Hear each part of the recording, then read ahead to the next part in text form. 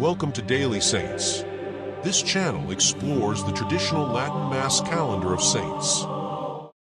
Most people know her name from a quick mention in the Catholic Mass.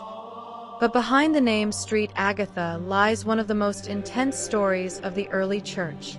She was a teenage noblewoman in Sicily who walked away from a life of luxury to face an emperor's wrath. But how do we know her story isn't just a legend? Before we dive into her life, we have to look at the evidence.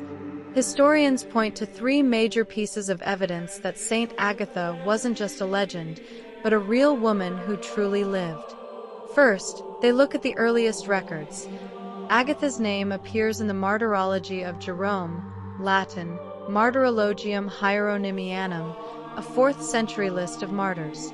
This means that less than 100 years after her death, her story was already being documented by the Church. Second, the Roman canon. She is one of the very few women named in the oldest prayer of the Mass, the Roman canon. The early Church was extremely strict about who they included. They only chose figures whose sacrifice was so public and so undeniable that the entire Mediterranean world knew their name. Third, archaeology in Sicily.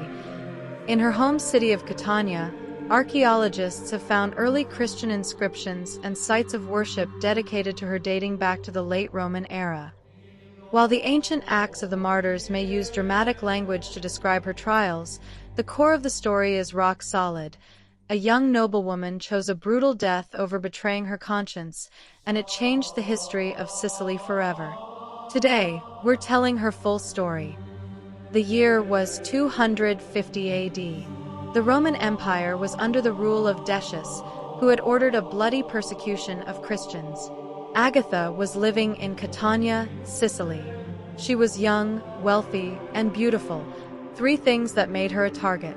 A powerful Roman judge named Quintianus wanted to marry her, mostly so he could seize her family's fortune. But Agatha had already dedicated her life to Jesus Christ. When she rejected him, Quintianus didn't just arrest her, he tried to break her spirit. He sent her to a house of ill repute for a month, thinking the environment would destroy her virtue. But it didn't work. After 30 days, the owner of the house told the judge, "Her mind is more settled than the rocks, and her heart is like iron." Quintianus finally dragged her into court. He tried to shame her, asking, "How can a noblewoman like you lead the life of a slave-like Christian?" The highest nobility is to be a slave to Christ. She didn't just defend her faith, she mocked the Roman gods. She told the judge that if his gods were so great, he should want his own wife to be like them. This hit a nerve. Infuriated, Quintianus ordered her to be tortured, eventually giving the order for her breasts to be crushed and removed. The miracle in the dark. Agatha was thrown back into a dark prison cell. She was bleeding, in agony, and denied any medical help. But ancient tradition tells us that at midnight, a brilliant light filled the room. A vision of Saint Peter the Apostle appeared to her. He didn't just offer words of comfort, he miraculously healed her wounds. When the guards returned the next morning, they were terrified to find her completely restored. Quintianus, blinded by his own rage, ignored the miracle. He ordered her to be rolled over hot coals mixed with sharp glass. But as the execution began, a massive earthquake struck.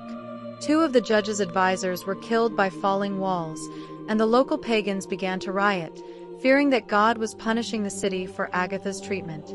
Agatha was sent back to her cell, where she died in prayer. Right now, as we celebrate the feast of Saint Agatha in February 5th, 2026, Mount Etna is reminding us why this tradition began. A new fracture on the northwestern wall has sent rivers of lava down the Valle del Bove, painting the Sicilian sky with the same red glow that the people of Catania have lived under for nearly 2,000 years. It's a coincidence, it's history repeating itself. In 252 AD, Exactly 1 year after Agatha was martyred, Etna erupted with such fury that it threatened to consume the entire city. In a moment of desperation, the citizens took the silken veil from her tomb and held it up against the advancing fire. The spiritual connection, that veil didn't just stop the lava, it started a legacy. Today, Agatha isn't just a figure from a martyrology, she is the protector against fire and volcanoes. Whether it's the 3rd century or 2026, when the mountain wakes up, the people of Sicily still look to Agatha to stand between them and the flames.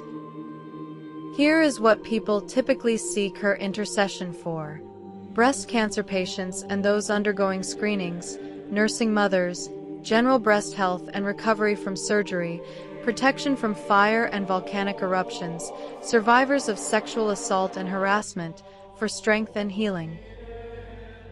Saint Agatha, pray for us.